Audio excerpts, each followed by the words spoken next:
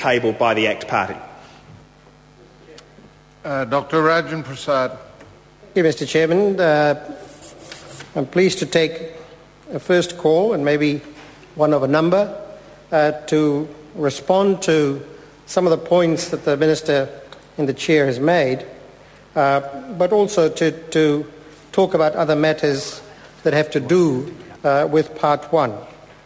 And clearly we say from the outset that we are supporting this piece of legislation. We're supporting the clauses here. We want to also join with the government to give that very strong signal that the Minister wishes to give, and there's no reason to withhold that. Clearly, that strong signal must come from Parliament, and we join the Minister in giving that message. That's not to say that this solves everything. That's right. That the child abuse will now go away, and that there are still not a number of practical issues that will come out of these clauses when they're put to the test with particular cases. So, I want to go through a number of clause by clause. There are very, very important changes that Part 1 actually makes, and I agree with the Minister that this is the nub of the policy proposals that the government has put forward. I want to talk first about Section 4.2, the redefinition of claim of right. And let me talk a little bit about the submissions we received in the Select Committee. And because there were a number of legal people, learned people, so if you like, who applied their minds to what this section was doing and expressed their uncertainty about some of the provisions here as well. We're all aware where this comes from, and we're all aware why this has become necessary, because when the amount of damage done, as did happen in Waihopai case, then, and if that there's a defence, then we ought to come back and look at that to see if indeed this is what was intended. The Dunedin Community Law Centre raised a number of very important points. They refer to the long-standing tradition at common law, and it requires a person to claim that they had a belief, mistaken or not, that their conduct was lawful. And they really were saying, well, perhaps since this particular rule was codified in New Zealand, the defence has really been restricted to prevent moral claims from being raised. And the amendment to Section 2 of the Crimes Act 61 by Clause 4 of the Bill, in their view, would see the defence restricted further, well, not in their view, it's a fact, with the addition of a property right criterion, so that only defendants who believe that they had a property right or possessory right in the property could use the defence. They believed that the amendment was unnecessary. And because they said that the defence already has limited use, as it can only be claimed where it is an element of the offence of which there are 14 in the Crimes Act 1961, and it is raised rather infrequently. They went on to say that this is a reactionary proposal. It reacts to the Waihopai 3 being acquitted, and really felt that prior to this case there had been no apparent issue with its scope or use. The New Zealand Law Society also had some amendments to make, and they did indeed propose those amendments. Now, so while the redefinition is supported, there still is some anxiety out there that this may not have solved it in its entirety.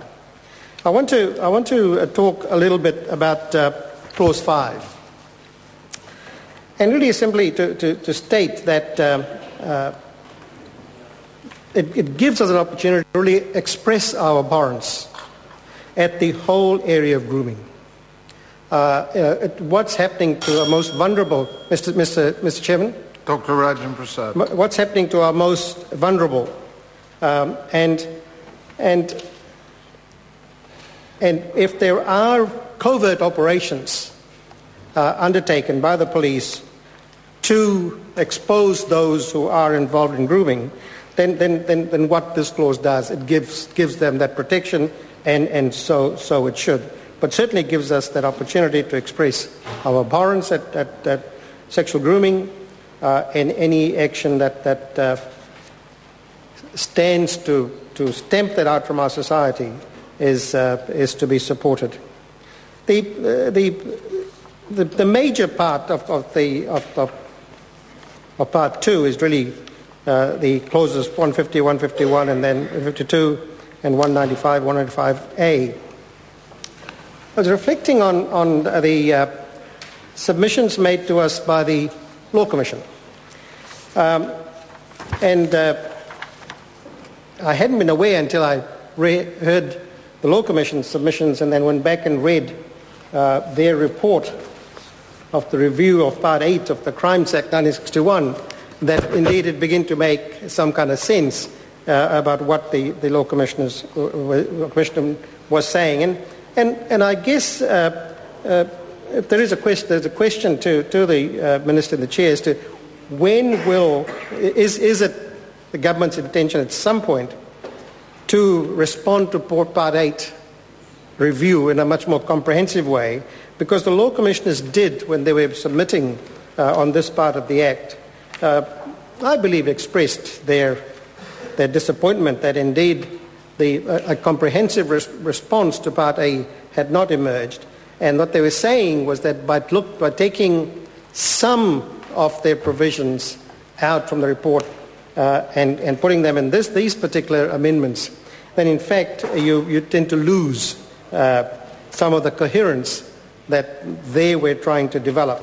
And I think their submissions also led then to a clarification that indeed by leaving out discharge or perform, we were losing the sense of what the amendment was designed to do, and so that which is why 150A2 is amended further.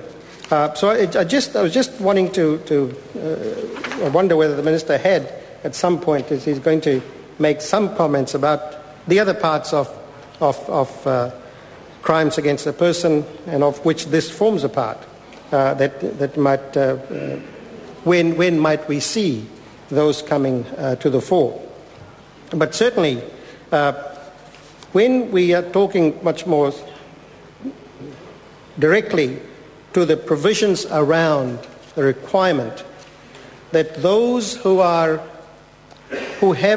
aware that vulnerable people, children as well as those who are vulnerable in other ways, the elderly and the disabled, are experiencing abuse and neglect, then there is the duty of care to do something about that, to take it to the authorities, to intervene, to make sure that the kind of assistance that's required to alleviate the problems is actually provided.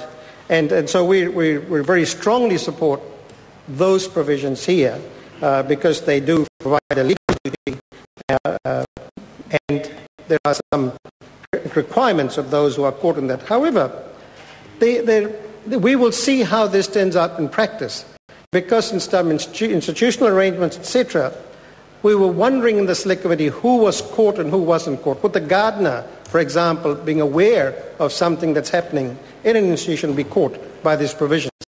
If so, how? The other point is that by having a legal duty placed on those who are involved at the periphery or directly, how will they protect themselves? Would it be through reporting the particular incidents? And is there a possibility then that this is mandatory reporting by stealth? And would it not have been better to actually address that far more directly? Because mandatory reporting will have other consequences. The Children's Commissioner presented to the Select Committee and saying that, Mr. Speaker, Mr. Chairman. Chester Borrows. Thank you, Mr. Chair.